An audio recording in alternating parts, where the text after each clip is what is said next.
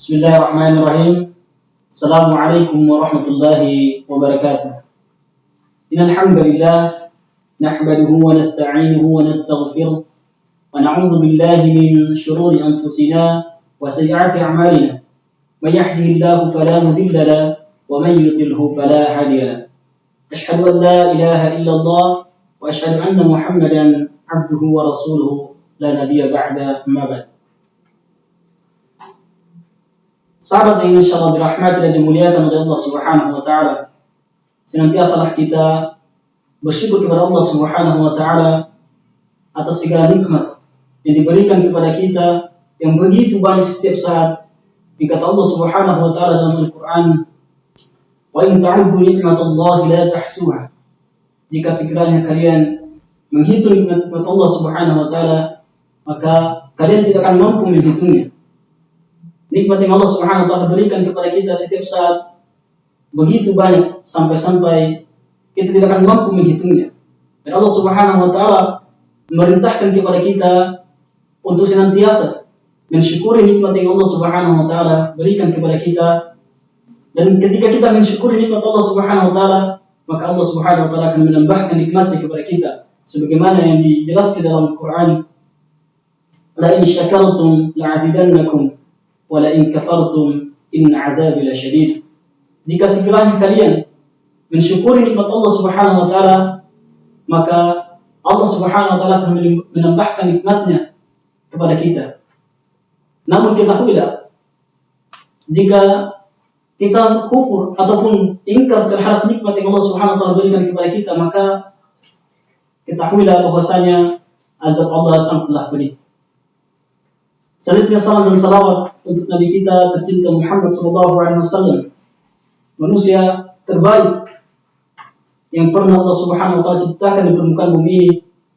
Dia adalah suami terbaik, dia adalah pemimpin terbaik yang pernah Allah Subhanahu wa taala ciptakan di permukaan bumi ini. Semoga kita menjadi umatnya yang akan mendapatkan syafaatnya nanti ketika kita membutuhkan syafaatnya beliau, dan kita diakui sebagai umatnya tatkala kita berjumpa di akhirat nanti. Sahabat yang insyaallah dirahmati dan dimuliakan oleh Allah Subhanahu wa taala, tahukah kita apa angan ataupun keinginan orang-orang yang sudah berpindah dari alam dunia ke alam barzakh? Allah Subhanahu wa taala menceritakan di dalam Al-Qur'an, "Hatta idza ja'a ahadul maut qala rabbi irji'un." Apabila kematian menghampiri salah seorang dari mereka, maka mereka meminta kepada Allah Subhanahu wa taala, qala rabbi irji'un. Maka mereka meminta kepada Allah Subhanahu wa taala untuk dikembalikan ke dunia. Lantas apa keinginan mereka sehingga mereka meminta kepada Allah Subhanahu wa taala untuk dikembalikan ke dunia? La'alli a'malan shalihan fima taraktu. Agar mereka bisa melaksanakan amalan-amalan soleh atas apa yang mereka tinggalkan. Namun kata Allah Subhanahu wa taala, "Kalla innahu qailuha." Kalla innaha kalimatun huwa qailuha. Tetapi kata Allah Subhanahu wa taala sekali-kali tidak.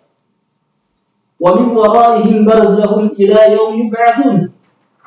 Dan di hadapan mereka ada alam barzakh, di belakang mereka ada alam barzakh yang menunggu sampai mereka dibangkitkan kembali pada hari kiamat nanti untuk kemudian menuju persidangan Allah Subhanahu wa taala.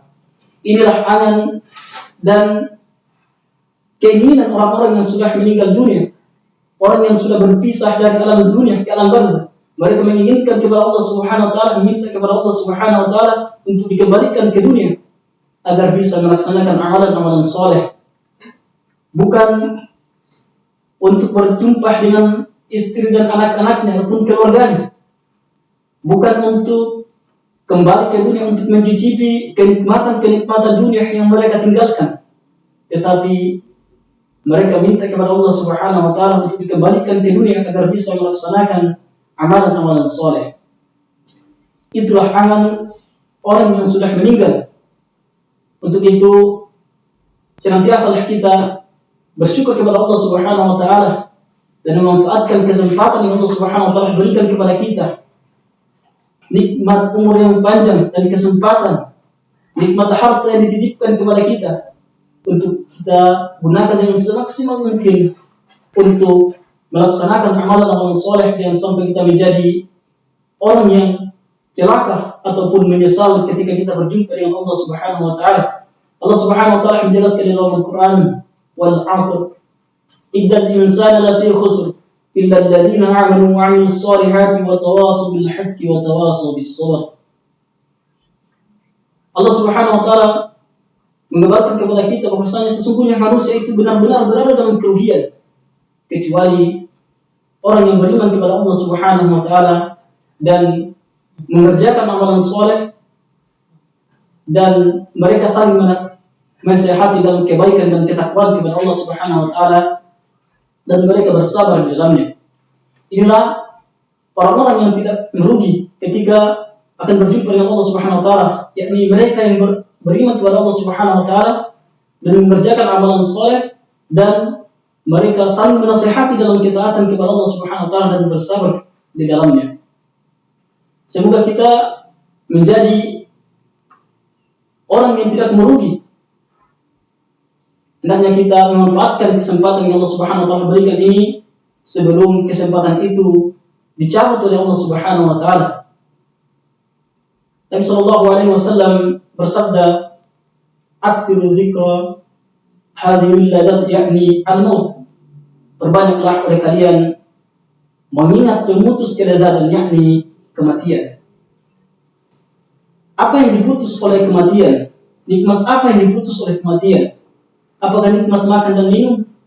Ataupun nikmat bersanding gurau dengan sahib-sahib kita? Ataupun nikmat kebersamaan dengan keluarga kita? Tidak, tetapi yang diputus, nikmat yang diputus oleh kematian adalah nikmat kesempatan untuk bisa melaksanakan amalan-amalan soleh. Ketika kematian sudah menghampiri kita, maka tidak ada lagi kesempatan untuk bisa melaksanakan amalan-amalan soleh. Tidak ada lagi kesempatan untuk mempersiapkan bekal untuk menuju Allah Subhanahu wa taala karena kematian sudah menghampiri kita. Nabi sallallahu alaihi wasallam bersabda, "Idza mata ibnu Adam in qata'a 'amaluhu illa min thalatha." Jika kematian sudah menghampiri anak Adam, maka terputuslah segala amalan-amalannya kecuali 3 perkara. Yang pertama adalah amalan jari, amal jari. Kemudian yang kedua adalah ilmu yang bermanfaat. Kemudian yang ketiga adalah anak yang soleh yang senantiasa mendoakan kedua orang tuanya. Inilah, hanya 3 inilah yang tidak terputus amalnya ataupun tidak terputus pahalanya ketika kita sudah berpisah dengan dunia.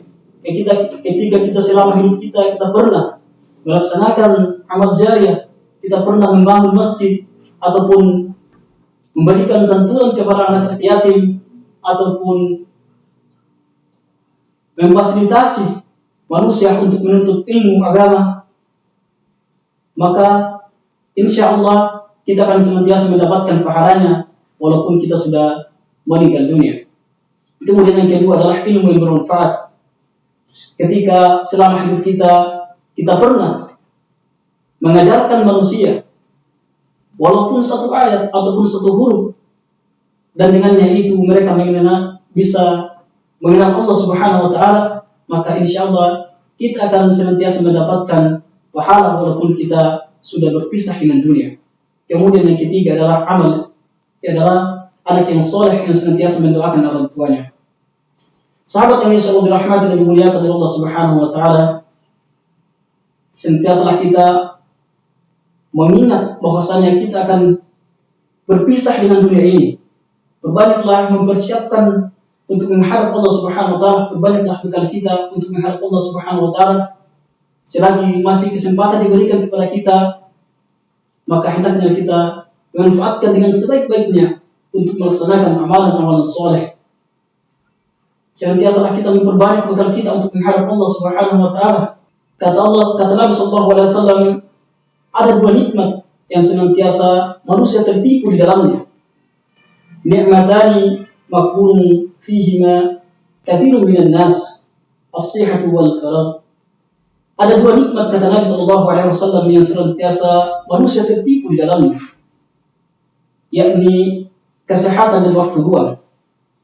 Dua nikmat ini sangat sering manusia tertipu di dalamnya. Ketika diberikan kesehatan oleh Allah Subhanahu wa taala, mereka tidak memanfaatkannya untuk beribadah kepada Allah Subhanahu wa taala.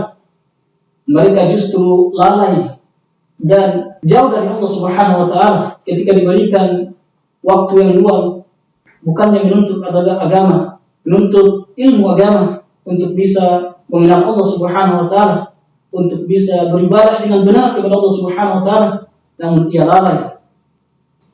Dengan gemerlapnya dunia, mereka tidak memanfaatkannya dua nikmat ini dengan sebaik-baiknya.